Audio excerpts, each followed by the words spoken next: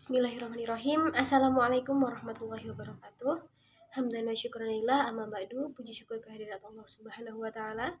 Shalawat beriring mutiara salam tak lupa kita sanjungkan kehadirat Nabi besar Muhammad Rasulullah sallallahu alaihi wasallam.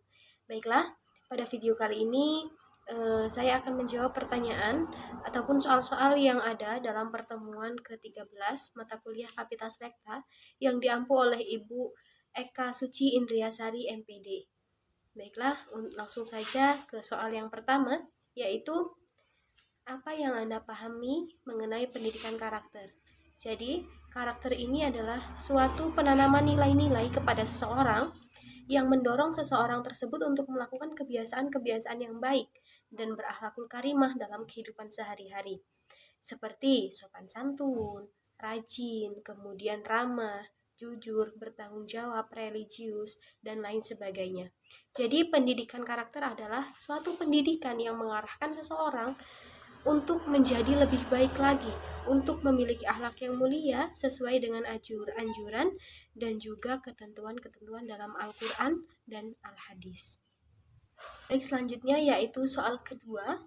Pertanyaannya, metode apa saja yang bisa dilakukan dalam pendidikan karakter dan berikan contohnya. Nah, di sini saya akan menerangkan mengenai 3 metode. Metode yang pertama yaitu metode pemahaman, metode yang kedua pengulangan ataupun pembiasaan, dan metode yang ketiga yaitu keteladanan. Baik, untuk metode yang pertama yaitu pemahaman. Jadi, dalam metode pemahaman ini siswa dianjurkan untuk memahami dulu apa maksud dari satu nilai karakter. Misalkan saya contohkan nilai kejujuran. Jadi sebelum siswa ini mendalami tentang kejujuran, siswa harus paham dulu nih, bagaimana sih kejujuran itu, apa sih arti kejujuran itu, kemudian dampak-dampak apa saja yang bisa terjadi akibat kejujuran maupun ketidakjujuran seseorang. Nah, dari situ guru menerangkan hingga akhirnya siswa dapat memahami makna dari kejujuran tersebut. Itu yaitu metode pertama terkait dengan pemahaman. Untuk metode yang kedua yaitu pengulangan ataupun pembiasaan. Nah, pada metode ini guru membiasakan siswa-siswanya untuk menerapkan nilai-nilai yang berdasarkan kesepakatan yang telah disepakati sebelumnya. Misalkan dalam pertemuan pertama ini guru menganjurkan siswa untuk selalu berdoa terlebih dahulu, kemudian salam, kemudian bisa sapa kepada sesama teman walaupun tidak dalam jam pelajaran. Nah, untuk minggu-minggu selanjutnya maka kesepakatan tersebut harus dicapai, harus dilaksanakan sesuai apa yang telah sebelumnya disepakati bersama. Itu metode kedua yaitu pengulangan ataupun pembiasaan. Untuk metode yang ketiga yaitu metode keteladanan. Nah, dalam metode keteladanan ini penanaman nilai-nilai karakter melalui keteladanan. Artinya apa? Artinya seorang guru tidak hanya menganjurkan, seorang guru tidak hanya memberikan arahan, melainkan seorang guru ataupun pendidik haruslah memberi contoh, haruslah menjadi teladan bagi anak-anak didiknya. Misalkan ketika guru menjelaskan, guru bersikap ramah, santun, dan hal itu akan dicontoh oleh siswa-siswanya ketika memang dia ada dalam lingkungan lain. Seperti itu. Nah, di sini guru menjadi objek ataupun menjadi contoh utama bagi peserta didiknya. Oke, lanjut ke soal yang terakhir. Jelaskan nilai-nilai yang terkandung dalam pendidikan karakter. Jadi ada beberapa nilai yang terkandung dalam pendidikan karakter. Yang pertama yaitu nilai religius. Artinya yang nilai religius ini sikap ataupun perilaku yang patuh dalam melaksanakan ajaran-ajaran agama yang dianutnya, toleran terhadap pelaksanaan ibadah agama lain, dan hidup rukun antar sesama.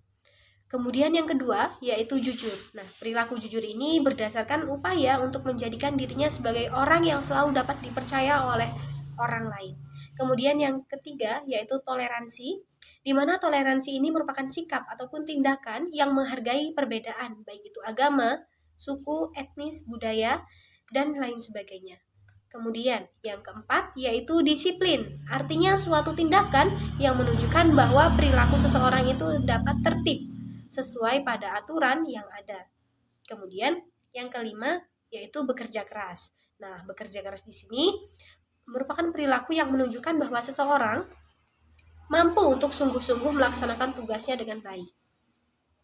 Selanjutnya yang keenam yaitu kreatif. Nah, kreatif di sini merupakan berpikir dan melakukan sesuatu untuk menghasilkan ataupun menciptakan karya maupun cara dari sesuatu yang sebelumnya telah dimiliki ataupun sebelumnya sudah ada. Kemudian yang ketujuh yaitu mandiri.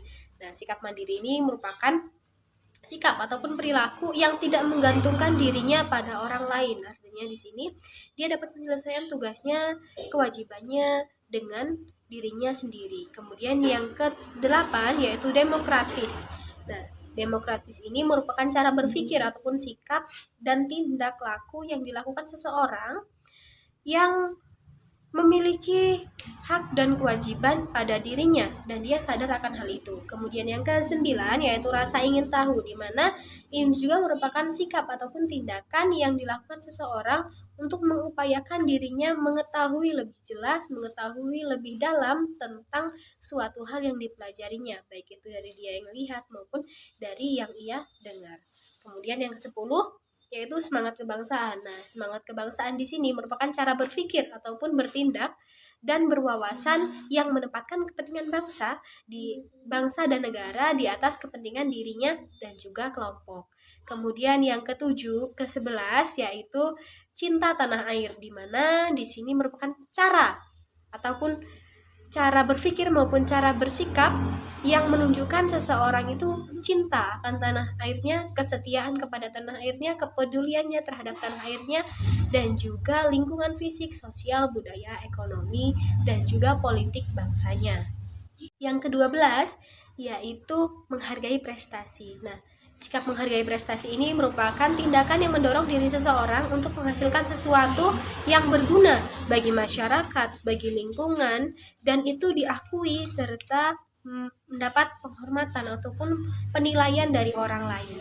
Kemudian yang ke-13 yaitu bersahabat ataupun komunikatif. Nah, bersahabat maupun komunikatif ini merupakan tindakan yang memperlihatkan rasa senang berbicara kepada orang lain, bergaul, bekerja sama, maupun berinteraksi sosial kepada orang-orang di sekitarnya. Kemudian yang ke-14 yaitu cinta damai, di mana cinta damai ini juga merupakan sikap ataupun tindakan yang menyebabkan seseorang ini merasa senang atas kehadiran orang lain, merasa aman, dan merasa bahwasanya memang damai ini merupakan hal yang menyenangkan untuk hatinya. Kemudian yang ke-15 yaitu gemar membaca. Artinya gemar membaca ini merupakan suatu kebiasaan yang menyediakan waktu untuk membaca apapun itu, misalkan pelajaran dan lain sebagainya.